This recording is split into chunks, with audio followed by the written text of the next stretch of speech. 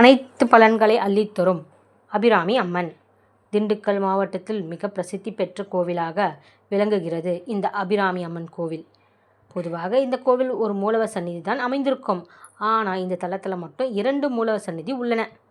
இக்கோவிலில் எழுந்திருக்கும் 2 இறைவன் நாமங்கள் காலதீஸ்வரர் உடனுடைய ஞானாம்பிகையாம், பத்மகிரீஸ்வரர் உடனுடைய அபிராமி அம்பிகை. இந்த ஆலய சிவன் கோவிலாக இருந்தாலும் இங்குள்ள அபிராமி அம்பிகைக்கே பிரதானம் போற்றும். தல வரலாறு. பிரம்மதேவர் தனக்கு ஏற்பட்ட தோஷத்தை நீங்குவதற்காக இங்கே வந்து சிவபெருமானை வேண்டி தவமிருந்தாராம். சிவன் அவருக்கு ஒரு அதாவது தாமரைப்பூ தடாகத்தில் மத்தியில் எழுந்தருள அருள் புரிந்தார். இதனால் இங்குள்ள சிவபெருமான் பத்மகிரீஸ்வரர் என்று பெயர் பெற்றார். இந்நகரை ஆண்டு வந்த திண்டிமாசூரன் தேவர்கள் மீது படையெடுத்து சென்றான். அதனால் தேவர்கள் பத்மகிரி சிவபெருமானை நாடி இறைவனுக்கு சூலம் தாங்கிய பைரவர் உருவெடுத்து அசுரனை அழிக்கச் சென்றார்.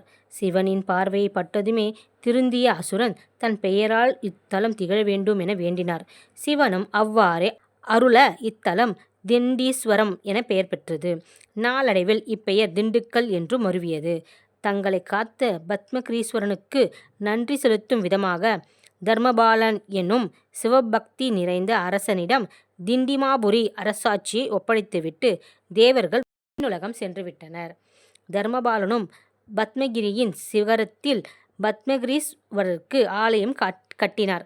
விழாக்காலங்களில் மலை மீதுள்ள இறைவனும் இறைவியும் உற்சவமூர்த்திகளாக நகருக்குள் தற்போதிருக்கும் அபிராமி அம்மன் ஆலய இடத்தில் ஒரு மண்டபம் அமைத்து அதில் வைத்து வழிபட்டன. பின்பு இப்பகுதியை ஆண்ட அச்சுத தேவராயர் காளஹஸ்தியில் அருளும் காளஹஸ்தீஸ்வரர் மீது அதீத பக்தி கொண்டவர். இந்த ஆலயம் சிவதலமாக இருந்தாலும் இங்குள்ள அம்பிகைக்கே பிரதானம் பெற்றிருக்கிறது. அபிராமி அம்மன் கோவில் என்றால் தான் இப்பகுதி மக்களுக்கு தெரியும். அந்த அளவுக்கு இந்த ஆலயத்தின் அம்பிகை மிகவும் சக்தி வாய்ந்ததாக கருதப்படுகிறது.